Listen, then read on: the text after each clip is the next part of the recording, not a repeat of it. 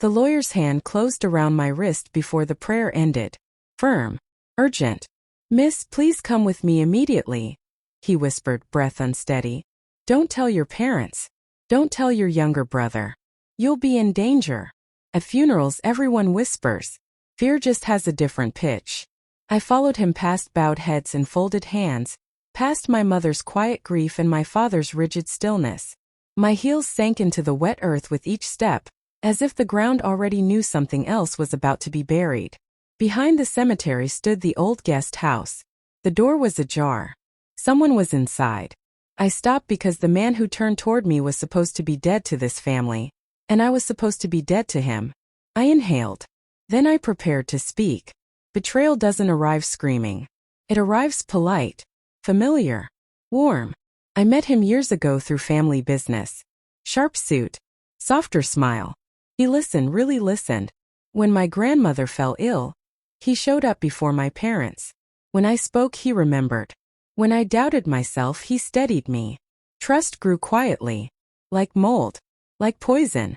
He told me I was different. He told me I was safe with him. What he never told me was that he was grooming me for replacement. The first crack was small. A delayed response. A meeting moved without explanation. Then files I handled began disappearing from shared drives. Decisions I proposed were approved under his name. Compliments rerouted. Credit reassigned. I didn't confront him. I watched. The moment became undeniable late one night, when an email meant for someone else landed in my inbox. A forwarded thread. Internal. Careless. He's getting too old. The board wants fresh blood. She's useful but temporary. Temporary.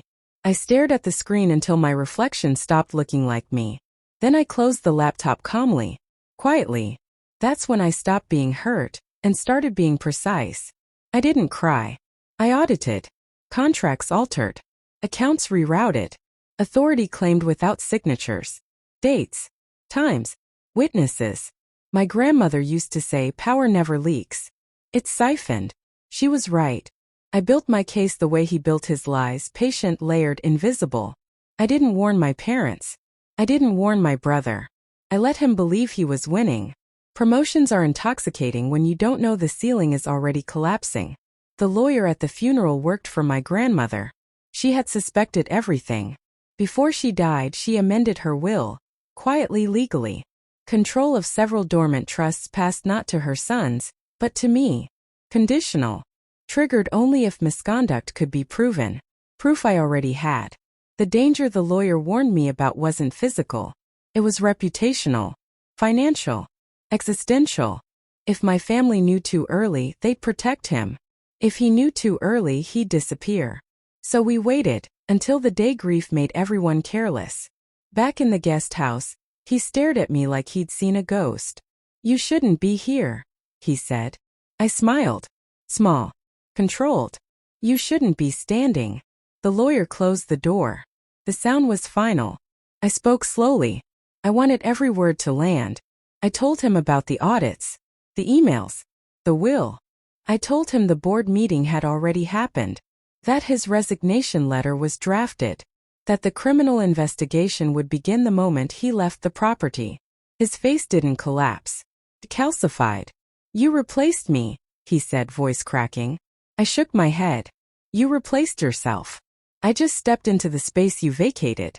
Silence stretched. He reached for anger and found only fear. The lawyer slid a document across the table. Transfer of authority. My name at the top. He signed. When I returned to the cemetery, the service was ending. Dirt struck wood. People cried. My parents held each other. No one noticed the man slipping out the side gate. Stripped of title, future, and protection. No one noticed me either. That was the point. Revenge isn't loud. It's accurate. I didn't destroy him out of rage. I dismantled him out of necessity. He took my trust. I took his illusion of control. At night, I still hear my grandmother's voice. Never rush justice. Let it arrive on time. It did. And when he finally realized who took his place, it wasn't just in the company. It was in the story.